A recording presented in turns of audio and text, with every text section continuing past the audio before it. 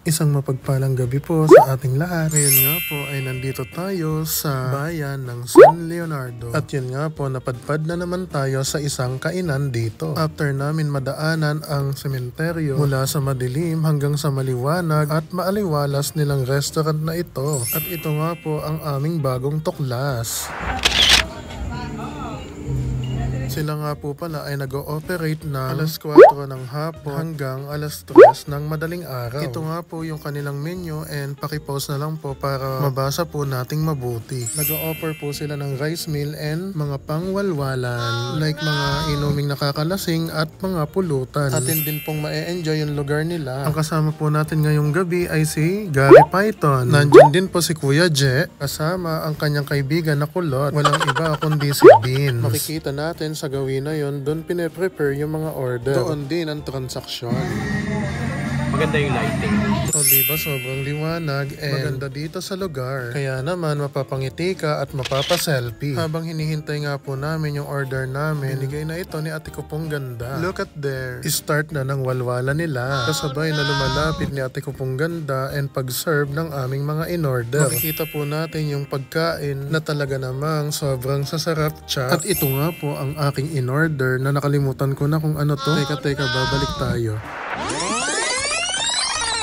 Ang aking order po ay set B. O diba, very fully loaded. As in, mapupully loaded talaga ang mga tiyan ninyo. Sa dami ba naman ito? At syempre, uusisain din natin yung order ni Gary Python. Juicylicious. Tayo nang magpiga ng kalamansi, maglagay ng toyo at maglagay ng chili oil para simulan na ang laban. Next na yan, tornado. Unahin natin si Kuya Je. Tignan natin kung masarap nga. Unang subo. Kunwari normal. Oo nga, yan. At dahil bago ka, tuturuan muna kita. Isubo mo yung tama. Naku ha, bawal mahiyain dito. Slow mo nga. Ganito po ang tamang pagsubo ng kanin. Ito?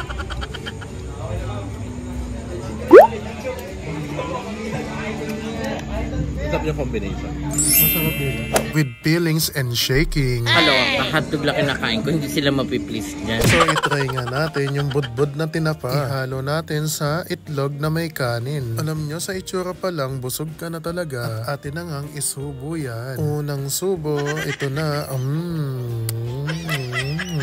Malasa. Isa pa nga. Ito oh. Sunod naman nating isubo ang tapa. Sobrang lambot po ng karne niya. Ito naman po ang next, ang Shanghai. Tingnan natin kung masarap din ito. I-dip sa sausawan, then isubo. Ang hirap putulin. Super crunchy ang pabala. Isa pa nga, ito oh. Teka, kanin naman. Yung kanin niya masarap din, malambot at malasa. At guys, ayan, hinaluan ko siya ng salted egg and isubo na. Sarap. Ayan guys, oh, ang daming pagpipilian, Liva. May salted egg. Yung salted egg nga po pala na yan ay hindi ganun kaalat. And yung ibang mga nilagay nila, hindi rin ganun kaalat. So, masarap talaga yung pagkain na ito. Tamang-tama lang yung lahat ng timpla. At yan nga po, hayaan nyo na po akong ubusin ko itong mga kinakain ko na ito. Sa pagkain na ito, super nag-e-enjoy talaga. Sige na, hindi muna ako magda-diet.